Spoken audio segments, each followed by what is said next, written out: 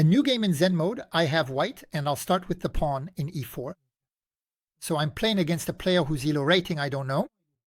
That's the particularity of Zen mode. I'll only find out their rating at the end of the game. Until then, there's a bit of suspense. My opponent plays c6, the Caro-Kann defense. The main move here is d4, but this time I'm going to play a sideline.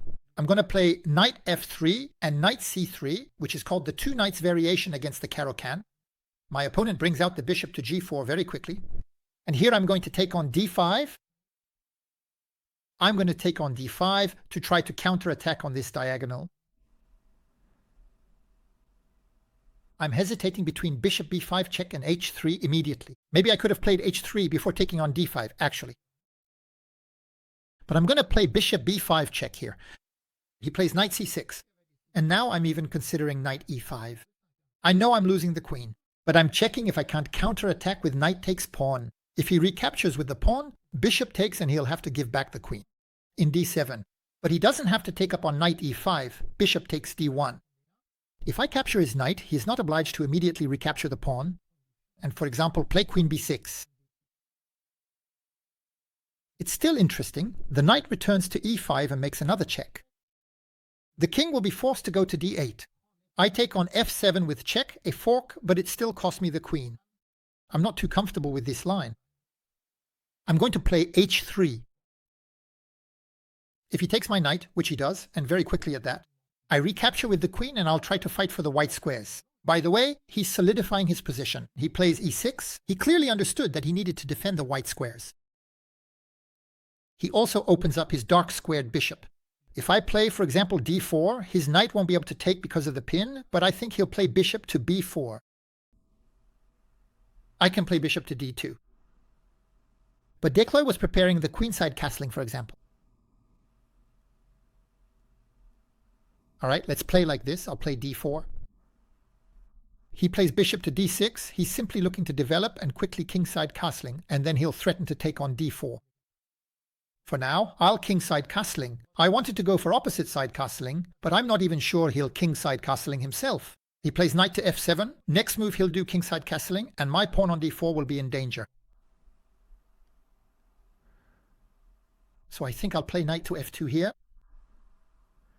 Anticipate this threat by playing c3, building this chain of pawns, and repositioning the bishop to d3 to attack his kingside castling. I'm not going to play bishop to d3 right away because of knight to b4. So I'll play c3 first. And so in this position, I have a space advantage on the e file, a file next to the king side, to try to place my pieces and attack, for example, with the bishop on d3 aiming at the h7 pawn, the other bishop targeting in this direction, the queen as well, the knight that can come in, maybe the rooks that can sometimes swing over to the e file. So how is he going to respond? Some players look for the e5 push, which allows them to open up the center and thus break my attack, because when the center opens, pieces can be exchanged afterwards and it becomes much easier. But on the other hand, exchanges on e5 will create a weakness with the isolated pawn on d5. For now, I play bishop to d3, and here he can still play e5, because after the capture, the knight recaptures, attacking my queen and my bishop, and I'll have to give up the pair of bishops, but he'll still have his isolated pawn though. That's why black can play f6 to support the push to e5.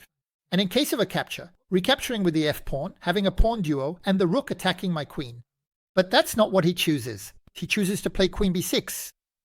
So he's going to put pressure on the b2 pawn so that my bishop has a hard time developing. On the other hand, he moves the queen away from the defense of the king side. That's interesting.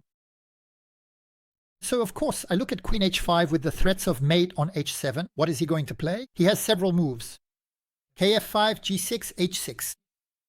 King g6, there are a lot of moves to consider. Let's look at it. Queen h5, h6. Already, he'll have to be very careful about the sacrifice on h6. I think that won't be good. On queen h5, g6, there I'll try to get in, maybe on the dark squares. Then the bishop will sneak in. And on queen h5, if he plays king g6, then he really blocks me well. He'll end up well blocked with his king on g6. So since, I don't know, I'll start by putting a rook on the file. That can always be useful when the knight moves away. The rook will be able to play. By the way, he plays e5, so having that rook will be useful. That's why he played queen b6. Surprise! If knight takes, I no longer have the e3 square because he'll exchange queens and then win my bishop. And surprise, if knight takes, I have queen g3. But I'm in the sights of his bishop. It's actually very dangerous. But I don't think he can take advantage of it. In any case, I have to do something. The threat of e4 is terrible. So I take. And queen g3. I know that if his knight moves, the bishop attacks the queen. But where is his knight going to go? He takes on d3. He didn't find anything better, and I think there weren't any better discovered attacks either. But we'll look at the analysis. As always after the game, I offer an analysis to see my mistakes and how I could have played better. So in this position, he got back the pair of bishops, that's true. But there's the weakness of the isolated pawn, which the knight is defending for now. On the other hand, I have this pressure on b2. He plays bishop to e3, attacking the pawn on f2. If I play knight to d4, he can fix his pawn structure with bishop takes. Queen takes, pawn takes. And we'll both have the pawns on d5 and d4. His knight is attacked, but he'll come to f5 to attack my pawn on d4. So I don't want to play knight d4. Bishop e3, I don't want to either. He's going to take queen takes. And there, he can go take the pawn b2. No, because the knight is attacked. But he can take back, I take back with the pawn, and it creates a weakness for me on e3. He'll have the isolated pawn on d5, but I'll have the isolated pawn on e3. Rook f1 is still pretty passive. Maybe queen f3. Afterwards, he can get rid of the isolated pawn by pushing d4. Actually, I'm not even sure. There will be b4, the bishop will have to move, and I'll take on d4. So no, he can't even get rid of it. So queen f3. I protect f2, and I'm going to try to play b4 to give the square d4 to my knight and prevent his queen from pressing b2 to be able to give my bishop freedom of movement again. He plays knight g6. He will look for knight h4 and knight e5 to attack my queen so that it is hindered in the defense of f2. Let's imagine I play b4. If he plays knight h4, queen g3, I attack his knight. He comes back to f5. I can return to f3. Or even come to f4 now. That should be fine. And on b4, knight e5. Maybe queen f5, but knight d3. He comes to attack the rook. Ah, yes, but my queen takes. So it seems to be okay. All right, I'll play b4. He gave up the d5 pawn. But I couldn't take it because I have a problem on f2. I need to push his bishop back first. He's attacking my queen. So if I take his bishop and he takes my queen with check, I take back, he takes back, and I've lost my queen. So here I was saying queen f5. I'm attacking his knight. I'm still defending f2, and his bishop is under attack. And I'm defending d3 to prevent kd3 from happening. I don't have much time left, but he takes on f2 right away. So I take back. He might be looking to exchange the queens and play knight d3. But I play king f1 and I'll be up a piece, even though it's true that he has both rooks. He pins me and he's also won some pawns. So I'm going to unpin myself. I want the knight to come to d4, get the bishop out, maybe put the rook on d1 or e1, we'll see. So he has a rook and an extra pawn against a knight and a bishop. So he's going to try to double his rooks. I'm going to play KLD4, he'll play rook e8, and I'll play bishop d2, and I think he doesn't have any penetration square. The bishop against the dark squares, the knight against the white square. And then I tore e1 to remove a pair of rooks and play with bishop and knight against his rook. On the other hand, it's true that he has an extra pawn. What bothers me is that he's going to try to mobilize his majority of 3 against 2. Maybe I shouldn't try to exchange the rooks. I wanted to trade a rook, but maybe I should try to play a4, b5, and create a front on the other side. And the more he has two rooks on the board, the more chances I'll have to make a fork with my knight. So in the end, maybe I won't go and exchange rooks with rook to e1. He comes to e4, so what is he threatening? I don't see it. My knight is defended. There's no check. The bishop is controlling. So I don't see anything special. And I'm going to play the pawn to a4.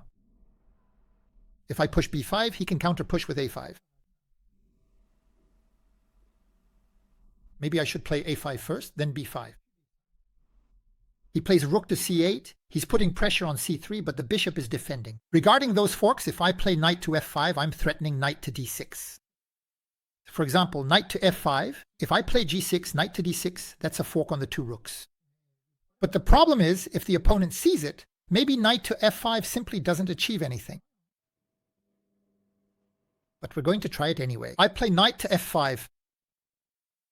I'm taking advantage of the fact that the rooks are no longer on the doubled file and there's no entry on e2. Because my knight on d4 was defending the e2 square, now I'm going to test him a bit. I'm threatening to enter on d6. Let's see.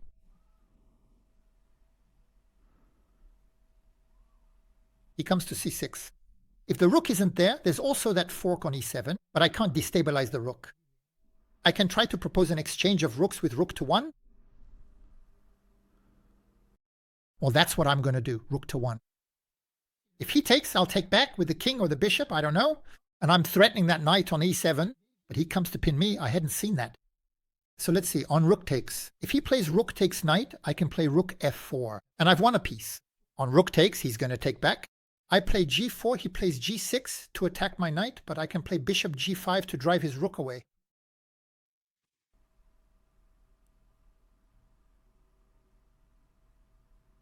That's interesting. Actually, I could play g4 right away, and on g6 have bishop g5. But let's take his rook first. So surprise, I interpose it on f4, so he takes back like this, g4. And now bishop g5. If he comes to c6 to attack the pawn, there's knight e7 fork. And there you go, he falls. I told you the forks were coming. And now it's completely winning. He played way too fast here. He would have done better to think it through. Now it's going to be pretty easy to win. But I'm still taking my time. I think I need to play c4 to create a passed pawn with the b5 push. That's the most direct way. He's attacking my bishop. I'm even wondering if I can just leave my bishop and play b5. Take, take, take, take. If he takes my bishop, b6 and I win, so I can play b5 here. Be as direct as possible. I have the majority of pawns on the far side. I'm taking advantage of it to create a distant passed pawn.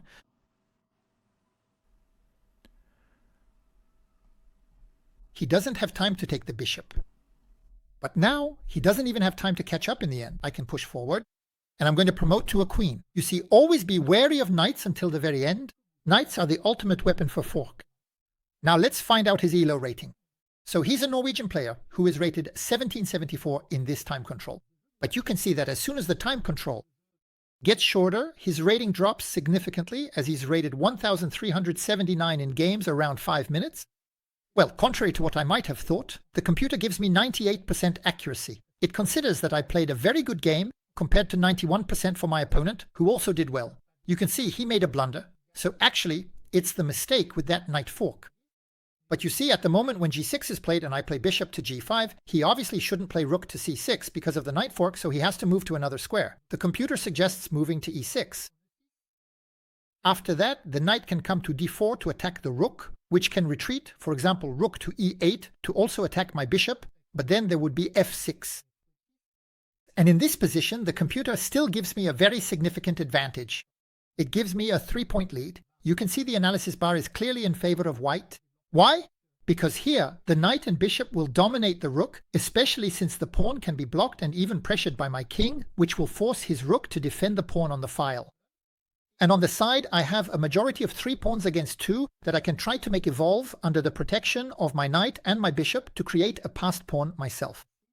And that's what I had in mind, of course, if he hadn't taken the fork. I knew that this pawn was going to be blocked and vulnerable. That's why I had exchanged the rooks first. And afterwards, the bishop and the knight could try to hold their own against the rook. And even more than that, since here it's a decisive advantage for white. But obviously, since he got hit by the fork, it sped up the defeat. You can leave me likes, comments, and share the video. And of course, support the channel. We'll meet again soon for new adventures. Goodbye, everyone.